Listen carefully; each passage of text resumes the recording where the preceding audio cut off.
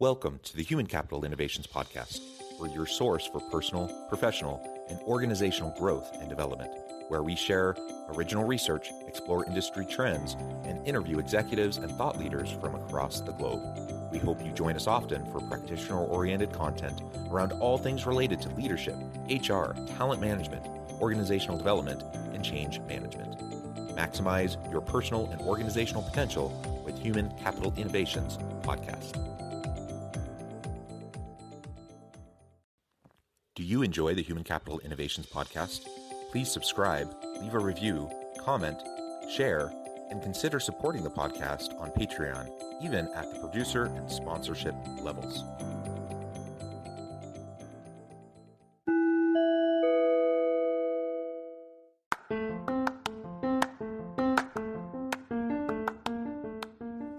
Welcome to the Human Capital Innovations Podcast.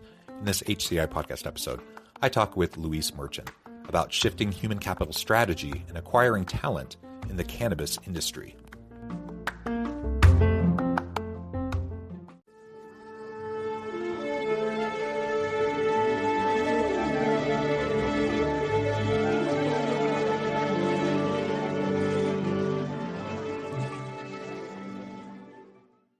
Luis Merchant, welcome to the Human Capital Innovations Podcast.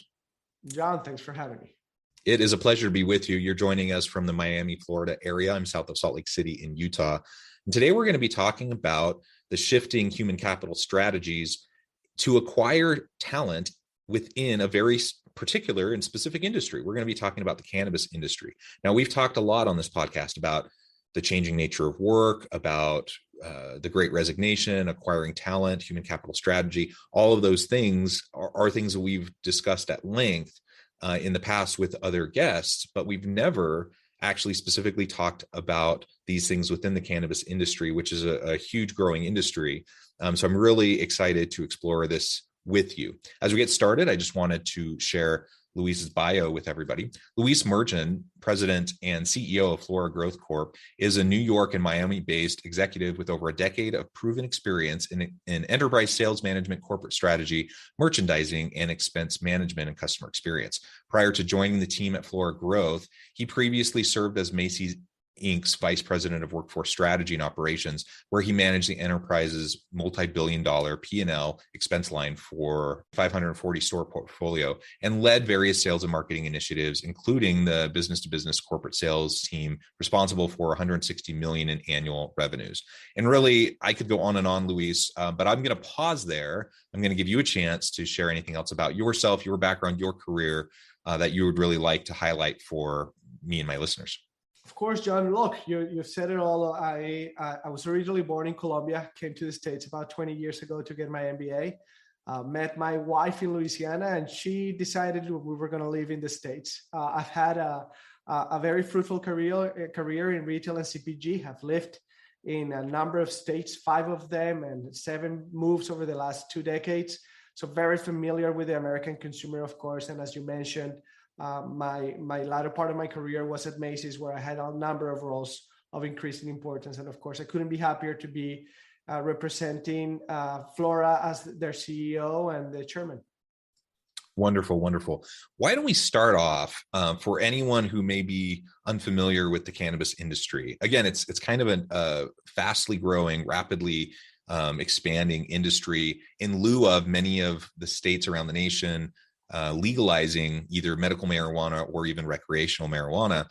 So talk to us a little bit more about the industry generally, and then we can zoom in on shifting human capital strategy. Yeah, of course, Jonathan. I mean, the global industry, and it's a global industry, right? Is booming, and it's just at the early stages, but it's already estimated at over $200 billion. Out of those $200 billion, almost 50% of the revenue contribution is coming from the United States.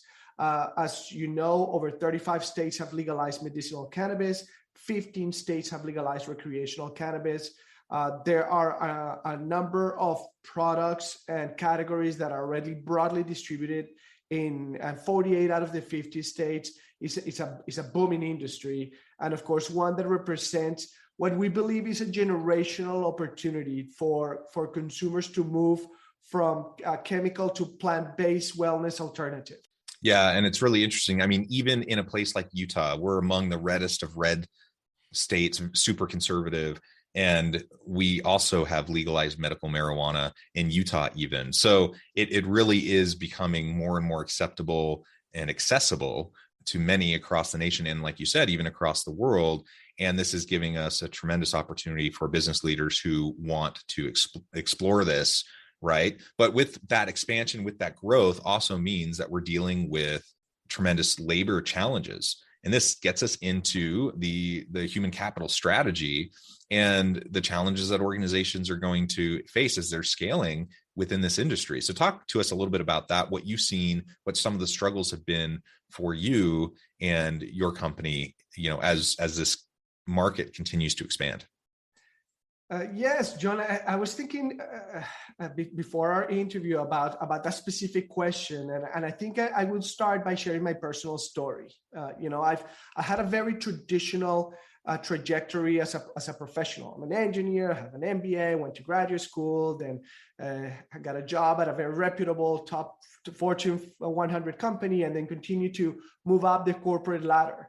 And I think for professionals today, they're looking for a balance between advancing their skill set, advancing their careers, and also identifying those opportunities where they can take some risks that will accelerate their careers in a meaningful way. And that's where the cannabis industry is at, right? It's a hyper growth industry, but it has a lot of stigma and there's a lot of risk attached to it. There's been an incredible boom in the stock market in the late 2018, 2019. Then there's been a tremendous cycle of the stocks coming down, and now the industry is in a little bit of a lull as well. All in the fundamentals of the industry are continuing to improve. So I think for a company like mine, it's incredibly important to show candidates why this industry has long-term potential. And once we're able to show that to talent that is in more traditional industries, they're more willing to come and take the risk and jump on board. Yeah, so there's certainly the risk, with just a new emerging industry, right? That's certainly the case, as you just described. There's also the social stigma around cannabis, and I think that's lessening, right? But we have the in the United States, for example, the war on drugs and this, the criminalization of marijuana, possession of marijuana, even 3 strikes laws, all of this, right? So we have all of that baggage, all of that social context around the usage of it. And I think, especially for medical use, it seems like that stigma is getting quickly erased. But I think it's still there largely for recreational use, at least in many parts of the country. And so I imagine that makes it challenging sometimes to hire good talent, when people may have some, either it's just the social stigma or they may have some sort of a moral, ethical kind of hang up about, working within the industry, working in a cannabis company. Thoughts on that and how you've addressed that in recent years? Yeah, and it's a great question that you're posing, John. But when you think about the alcohol and tobacco industries, they're facing similar dilemmas in terms of what is considered a potential ethical or social stigma, right? We know that tobacco is really bad for your health. Still, like some of the tobacco companies are some of the biggest companies out there in the world. Now, the difference between cannabis and alcohol and tobacco and some of the other vice industries that are out there is that cannabis not only presents opportunities from a recreational standpoint, but it also presents a tremendous amount of benefits from a therapeutic and pharmaceutical standpoint. There's enough scientific-based research already published today that shows that cannabis can treat a number of ailments. And there's a number of them that are plaguing humanity today, like pain, and as an alternative to opioids, which are addictive, like insomnia, like anxiety. And then, of course, there's been medications that are already broadly approved to treat epilepsy and other related brain illnesses. So you have the two components, a recreational one, but you also have these really clear path, scientific path to treat and improve the lives of people that are suffering from many ailments. So I think when you rely on scientific-based research and you can highlight that for perhaps candidates that have a higher social stigma, they're more likely to start joining companies such as ours. Yeah, I think that's a really good point. And you're absolutely right. The increasing scientific evidence around the medical uses and the therapeutic uses of cannabis, it's continuing to pile up. It's quite staggering. And it's interesting. I was just, I walk my dog. I have two dogs. I walk my dogs around the neighborhood daily, usually at least a couple times a day. And so I get to know my neighbors a little bit. And I have an elderly couple that's just kind of around the corner, around the block from me. And I often run into them and just say hi. And they're probably, I don't know for sure, but they're probably mid 70s, super conservative, super, just rigid around that social stigma. Right. And then they received the horrible news that the wife had cancer, right? And she's dealing with chemo and all of the challenges associated with that, just feeling miserable like death, just everything that comes with it. Just such a horrible disease. I was walking around the park and I ran into him, the husband, one day just a month or so ago. And I was actually quite shocked. I was pleased, but I was shocked that they talked about how they had just gotten her medical cannabis card so that she could take medical marijuana. And literally within 2 or 3 days of starting to use marijuana, it relieved almost all of her symptoms and the negative outcomes of chemo, all of that. She was suffering so much. And then all of a sudden, almost like the light switch was flipping. She was feeling so much better. She was able to function. She was able to get out. She was able to just live her life. And this was a couple I never in a million years would have thought they would have embraced cannabis. But it just shows how quickly public attitude is changing and how quickly that stigma is declining. And I think for good reason, right? Because there are so many tremendous benefits. And even when you get to the recreational side, if there's still stigma and people are concerned, yeah, you think about it in comparison to things like cigarettes, vaping, alcohol consumption. I personally would really love for my children. I have 6 children. I would love, especially for my teenagers, I would love for them to not drink. I would love for them to not do recreational drugs. I would love for them to not smoke or vape or any of those things because of the negative health consequences. But if they're going to do anything, I certainly marijuana usage seems like the least problematic from a recreational standpoint. And I don't know if that's a generational attitude that's just shifting over time. But it sure seems like younger generations just don't see it as the big problem that previous generations did. And the whole notion of the war on drugs, including marijuana, almost seems silly, if not just completely damaging and harmful to many of the younger generation. Yeah, John, I couldn't agree more with all of your comments. And I think, it's important to highlight that cannabis is impacting the lives of multi-generation groups, right? You mentioned your teenage children, and you also mentioned your 70-year-old neighbors.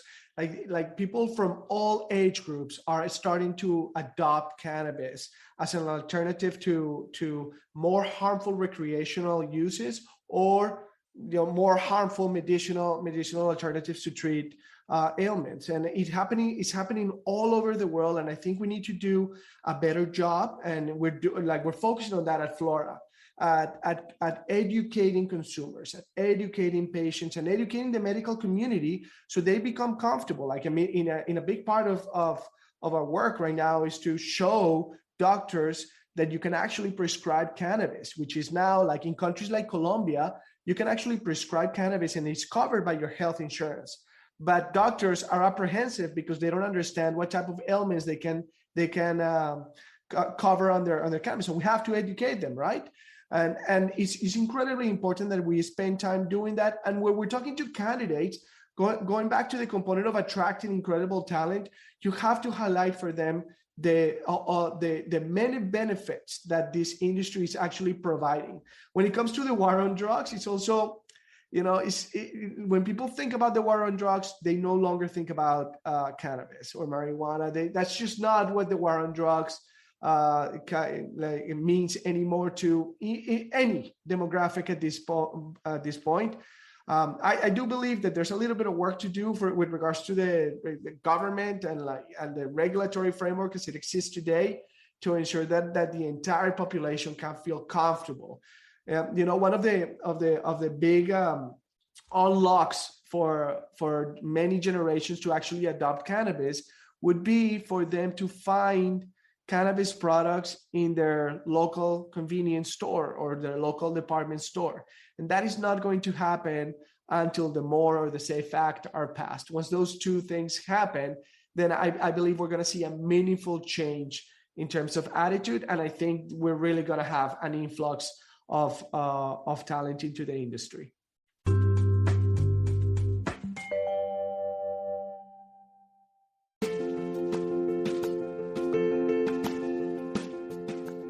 Check out my new book, The Future Leader, Creating and Transforming Next-Gen Organizations. Stemming from 2 decades of professional experience and over 600 in-depth interviews with executives, thought leaders, and scholars from across the globe, The Future Leader will help you explore the ordinary, everyday actions that will help you to prepare to lead in the future of work, to respond to an uncertain future, and to produce extraordinary results for individuals, teams, and organizations.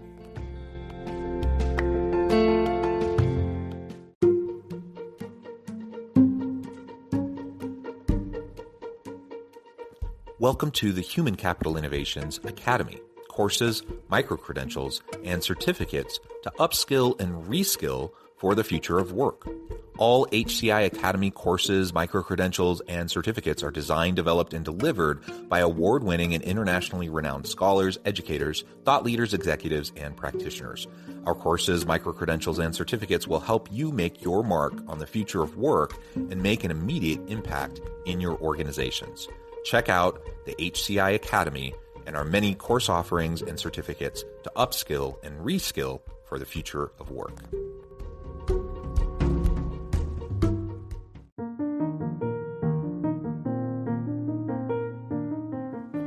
Check out our new weekly LinkedIn newsletter, Alchemizing Human Capital, exploring industry trends via original research and interviews with executives and thought leaders from across the globe. We look forward to having you join us.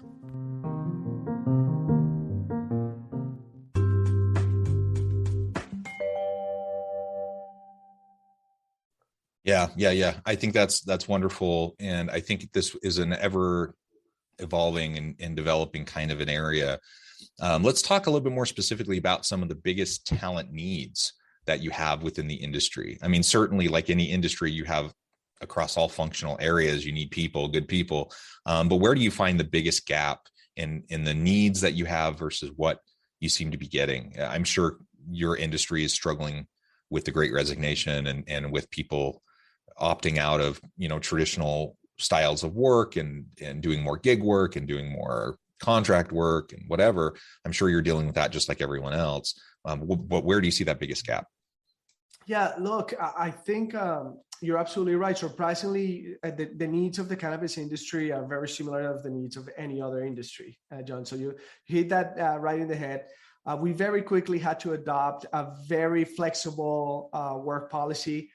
We do not require any of our hires to move. So in order for us to capture the biggest pool and the best pool of talent, we broaden our scope to the world, basically. And we have people working in Calgary, in Toronto, in Miami, in Fort Lauderdale, in San Diego, in Colombia, all over the world. They're working where they lived. And if they so choose to move to our headquarters here in Miami, then we can help them relocating. But we don't find that as a requirement. And that has really opened up the talent pool significantly to us. But I think where we're missing is some skill set across all functions. And the skill set is, in the cannabis industry, a lot of what we're doing is the first time we're doing it. Right? So there's a lot of firsts. And when you're doing things for the first time, you truly need an entrepreneurial spirit, but you also need people that understand how a fully developed functioning company works. And it's very hard to find both of those. And you need that type of agility across all functions in the organization. When it's difficult just to secure capital because you don't have access to traditional capital like every other industry, or you don't have access to traditional payroll like every other industry does, you need a finance head that is able to understand this very complex environment and find solutions that have not been developed before, right? When you have never moved a product from one country to another, it's the first time doing it, then you need to have somebody that understands supply chain, that understands regulatory framework, and that can also invent that new path for the first time. So the type of ingenuity is found in the entrepreneur world, but you also need, as I mentioned, the well-formed corporate, more traditional route. And that's where we find the gaps.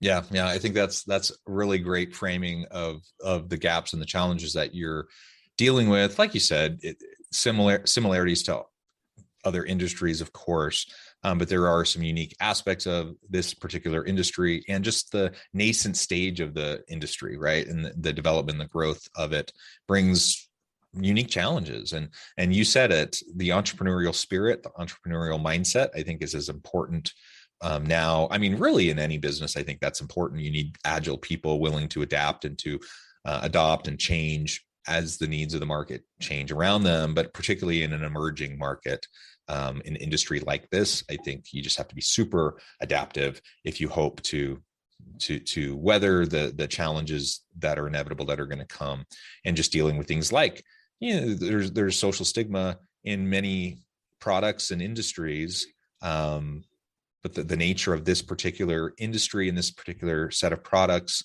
has a unique history, has a unique set of stigmas that you are going to have to continue to tackle as you move forward. So I think all of that's great. Last thing I wanted to ask about this, not specifically in relation to talent, but in relation to the regulatory environment around cannabis, and what you're seeing in some of the most recent changes there, and if that's affecting your human capital strategy at all. Well, it certainly is. I would say there's two ways in which I can answer this question: is the regulatory environment inside of the United States, and then that outside of the United States is exceptionally complex. Inside the US, we do know there is a path to sell and broadly distribute CBD, which is the non-psychoactive, non-intoxicating molecule of cannabis. And then there is also a pathway for the psychoactive molecule of cannabis, THC. But there are over 100 molecules in the cannabis plant, and some of them are called in minors, and those are unregulated today. And there is a meaningful move from state legislatures to find a way to regulate these minor cannabinoids, and that is going to add complexity to product development, product distribution, sales, and some of them are psychoactive, some of them are not. It's very complex, and that just means that we need to be additionally extra vigilant about what we are doing in every one of the geographies in which we operate. And then from a broader perspective, we're waiting to see a meaningful change in a couple of places around the world. Germany is a big one. Germany is about to go recreational. We believe it's going to happen over the next 12 months. That is very exciting. We're also waiting for the UN to make a move that will effectively legalize the trade of cannabis on a global scale. And if that were to happen, I think we're going to be able to meaningfully attract more traditional industry professionals that would likely understand the potential of cannabis over the long term. Wonderful. Luis, it has been a real pleasure and a fascinating conversation. I appreciate your time and that you've shared your insights with me and my listeners. We're getting close to the end of our time. Before we wrap up, I just wanted to give you a chance to share with listeners how they can connect with you and find out more about your work, your team, and then give us a final word on the topic for today. Of course, John. So if anyone wants to contact us, we are at PHRa growth.com. We are on every social media platform. And of course, we are on LinkedIn. My name is Luis Merchant, and please feel free to connect with me on LinkedIn. With regards to human capital, it has been the single biggest foundation of our company. We have only focused on acquiring and attracting the best talent at all levels in the organization. Our team is a multidisciplinary team, from our chairman of the board all the way to agricultural skilled workers in Colombia. We have attracted incredible talent. And if you want to join an industry that has very long-term potential, that will only continue to grow over the next 10 years, that will present significant challenges, but also it will be a very fun environment to work in, please feel free to reach out to us because we're hiring, we're growing. Wonderful. Thank you, Luis. It's been a real pleasure. I encourage listeners to reach out, get connected, find out more about what Luis and his team can do for you. And as always, I hope everyone can stay healthy and safe, that you can find meaning and purpose at work each and every day. And I hope you all have a great week.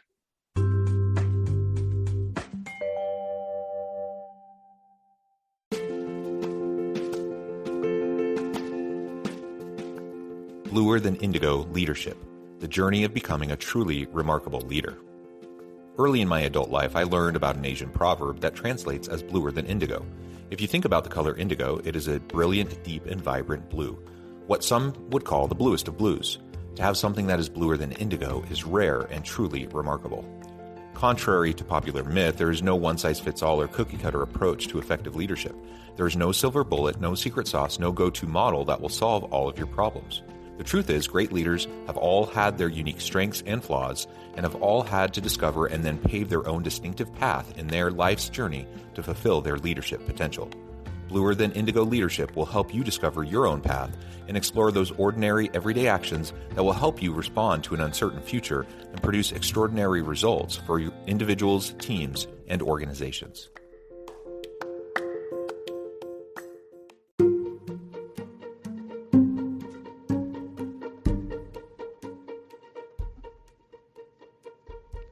Check out Human Capital Innovations magazine, Human Capital Leadership.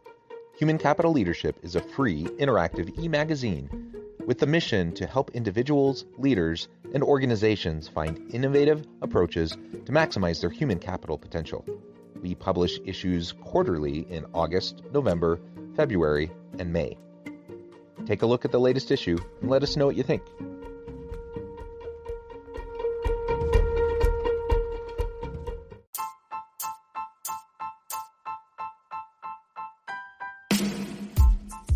The alchemy of truly remarkable leadership. Ordinary, everyday actions that produce extraordinary results. Consider how the nature of work has shifted over the past 50 years. With increased globalization, rapid technological advancement, and the shift in economic composition, the average job of today looks very different than the average job of 50 years ago. What will the jobs and organizations of tomorrow look like? Moreover, what does this all mean for organizational leaders? What are the core competencies and capabilities of organizations and their leadership that are prepared for continued disruption and geopolitical and socioeconomic shifts? Regardless of what the future holds, increasingly, leaders need to be socially minded, data-driven, decisive, champions of talent, and disruptors of the traditional notions of leadership, teams, organizations, and work.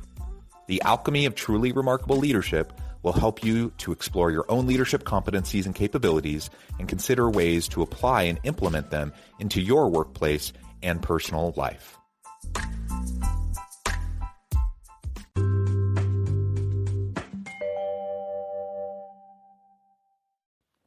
Do you enjoy the Human Capital Innovations podcast? Please subscribe, leave a review, comment, share, and consider supporting the podcast on Patreon, even at the producer and sponsorship levels. Thanks again for joining us for this episode of the Human Capital Innovations podcast. I hope you stay healthy and safe and that you have a great week.